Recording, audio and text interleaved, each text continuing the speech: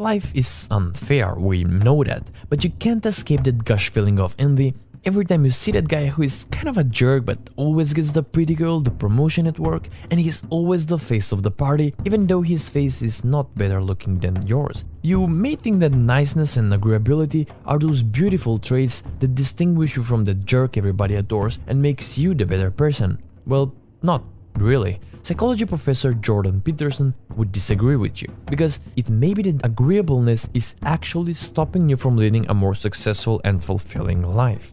Now, remember how you felt when you heard that the professor disagrees with you? Was your first thought that he's a stupid, know-nothing guy, or did you get intrigued because of his certainty and fearlessness to express his disagreement? If you are like most people, you probably felt a bit of respect for this person, and now you want to hear his opinion. Why is that? Well, we have a natural curiosity about everything that is different from our opinion. That's why we enjoy watching movies about psychopaths and people who did bad and illegal stuff. On a conscious level, you probably don't identify yourself with these types of characters or stories, but according to Professor Jung, one of the greatest minds in psychology, all people have a human shadow. The human shadow is the dark side of our personality, consisted of all the primitive, negative, socially deprecated emotions and impulses. The only way to know yourself and to predict what other people are capable of doing is through a long and deep analysis of your own shadow. The angel on our shoulder usually whispers to us that a higher moral being is someone who is incapable of cruelty. But in reality, people who don't carry any aggression often end up as the victims of those who do. In order to be respected, you have to show strength of character, which is the opposite of weak and naive. For example, a disagreeable person always knows what he doesn't want and reacts accordingly, unlike someone who is agreeable and tends to avoid conflict and smooth the waters by letting other people have their way.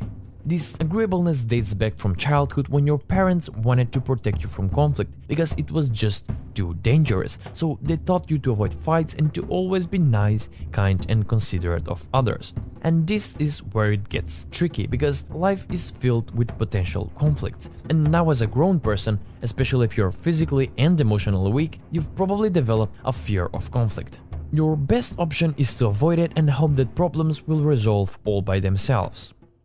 They won't. The truth is that many times in life there are things that you have to talk about, so how can you become a more socially desirable person and still get what you want? Well, first, say what you think. In a lot of situations, your thoughts will be unpleasant and cruel for many, but there's a great chance that you'll also be telling the truth, and by that, gaining the respect of others. And to successfully deliver a message, it is necessary for it to be straightforward. It's also important to learn the ability to negotiate on your own behalf. Agreeable people put others first, so they don't have a sense for their own desires. This may seem like a noble characteristic, but it sure doesn't help in building a career or attracting women. The sad truth is that this often lines agreeable people up for being exploited.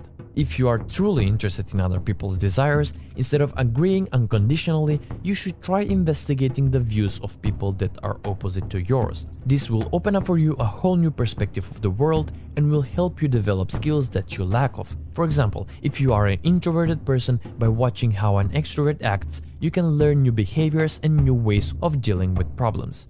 This jungle of a world that we live in has taught us that a well-socialized but disagreeable person is forward-moving and can move better through the obstacles of life. Being able to be cruel but choosing not to be is better than not being able to be cruel at all.